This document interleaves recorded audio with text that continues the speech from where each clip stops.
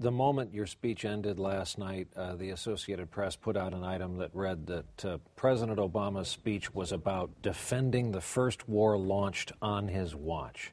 How does it end?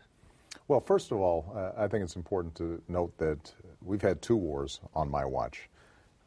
One, which we've wound down, and we do not have combat operations in Iraq anymore. Afghanistan, obviously, is still a tough fight, and that weighs heavily on me in making these decisions. But what was clear to me was we had a unique circumstance to save a lot of lives in this Libyan situation, and that we had an international mandate to do it and an international coalition that was prepared to share the burdens. Now, what we've done is accomplish what we set out to do at the outset, which is to make sure that Benghazi was not overrun and that thousands potentially of people were not killed. What we've also done is put Gaddafi back on his heels.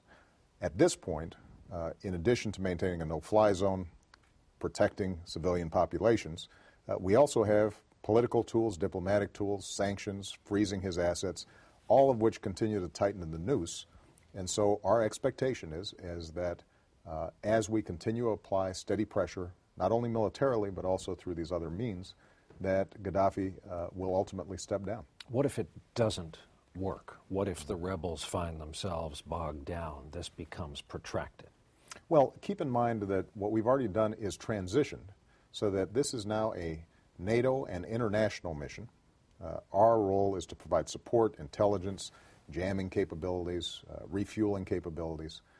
And so we have been able to spread the burdens of maintaining a no-fly zone and protecting civilian populations, and we can do that for quite some time, precisely because we built a strong coalition to make it happen.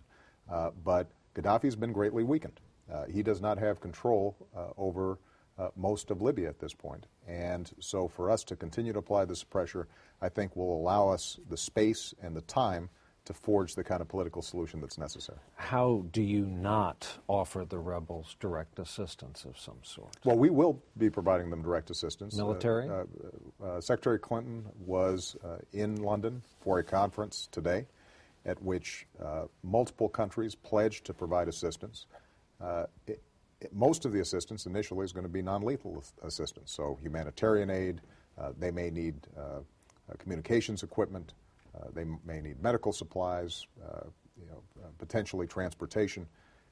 We are going to be looking at all options to provide support to the Libyan people so that we can transition towards a more peaceful and more stable Libya. Due respect, Mr. President, watching the reportings of our two correspondents in Libya, what it appears the rebels need is military equipment. Some of their equipment dates back to World War II. Are you ruling out U.S. military hardware assistance? I'm not ruling it out, but I'm also not ruling it in. We're still making an assessment, partly about what Gaddafi's forces are going to be doing. Keep in mind, we've been at this now for 9 days, and the degree to which we've degraded Gaddafi's forces in those 9 days has been significant. Operations to protect civilians continue to take out Gaddafi's forces, his tanks, his artillery on the ground, and that will continue for some time. And so one of the questions that we want to answer is, do we start getting to a stage where Gaddafi's forces are sufficiently degraded where it may not be necessary to arm opposition groups? But we're not taking anything off the table at this point. Our primary military goal is to protect civilian populations and to set up the no-fly zone. Our primary strategic goal is for Gaddafi to step down so that the Libyan people have an opportunity to live a decent life. Some tempers are still pretty frosted in Congress over the lack of consultation, as you know, and people have been reading back this quote from candidate Barack Obama in 2007. Quote, "The president does not have the power under the Constitution to unilaterally authorize a military attack in a situation that does not involve stopping an actual or imminent threat to the nation.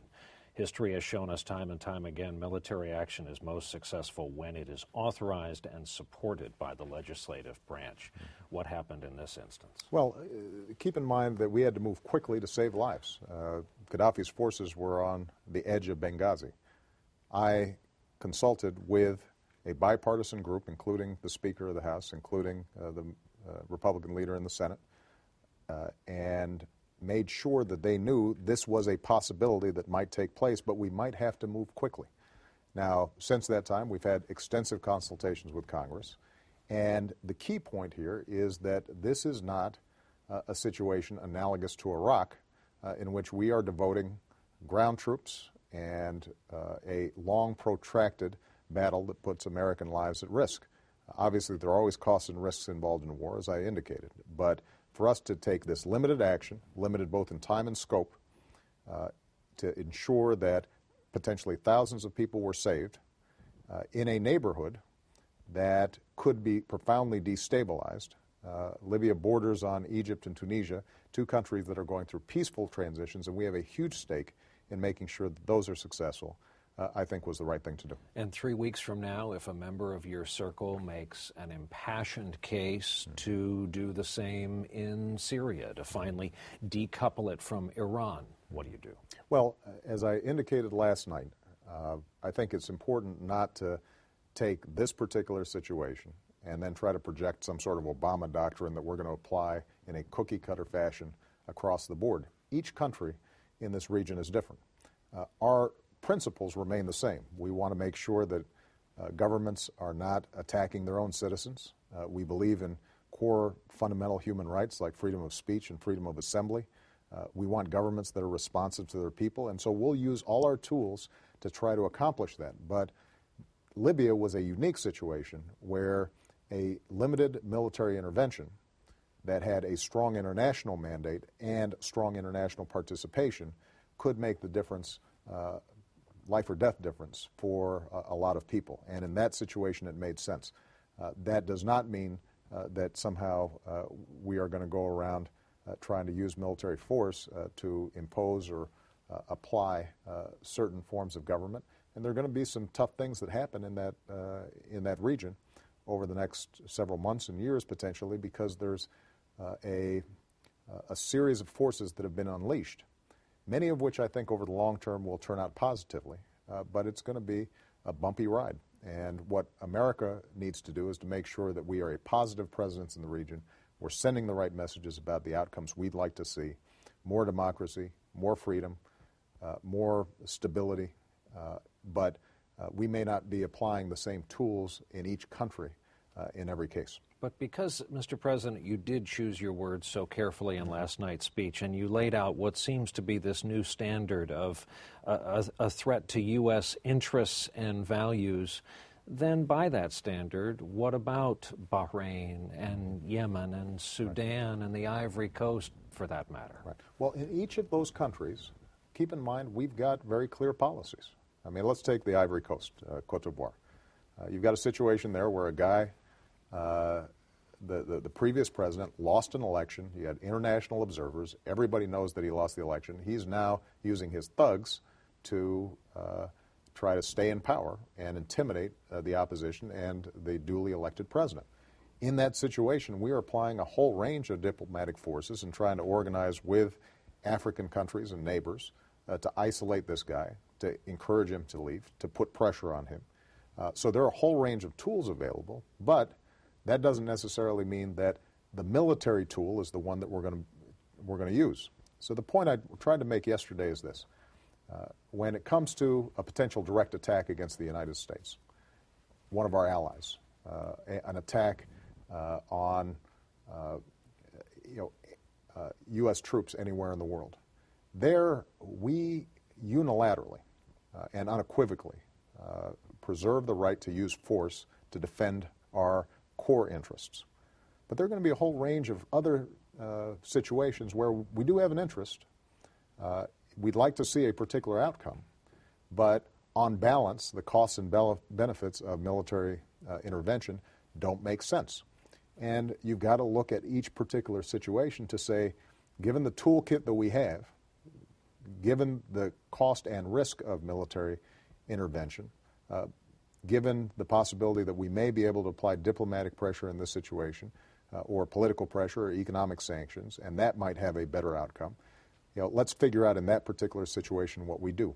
In Libya, That was a specific situation where we had a chance to save a lot of lives at relatively low risk to our troops in a broad international context. That may not be duplicated in other circumstances. So when people hear words like values and interests and your phrase, the flow of commerce, which some people couldn't help but substitute oil, they shouldn't think that there is any blanket policy. This may be an ad hoc business if this so-called Arab Spring turns into Arab Summer, and we keep at this, watching countries change. Well, what is absolutely true is that when you start applying blanket policies on the complexities of the current world situation, you're going to get yourself into trouble. And I take the application of military force very seriously, because even in a situation like Libya, there's still risks involved. You saw that we had a plane malfunction. Thank goodness we were able to retrieve those pilots, but it's conceivable that they could have been lost. And so in each of these situations, the application of force is something that, from my perspective, you preserve and are very careful to use. That does not mean, though, that you don't continue to apply all the other range of tools that you've got available to see if we can make a difference and move history in a better direction. It's in America's interest for the Middle East and North Africa to be more democratic, more free. The young people that we saw in Tahrir Square in Egypt, they represent a generation that have been starved for opportunity for decades. And so we want to be on that side of history. But it is not going to be a smooth, even path. And there are going to be times where we have to make judgments where we'd like to see something happen and it doesn't happen, but it's doubtful that military intervention is going to make that particular difference at that particular time. And there are going to be some people who get frustrated by that. Why can't we fix this right away? Why can't we simply impose our will? And it's my job as president to make those decisions based on all the consequences, understanding that we have some experience here in trying to impose our will in places like Iraq. And I think the American people understand the cost of that.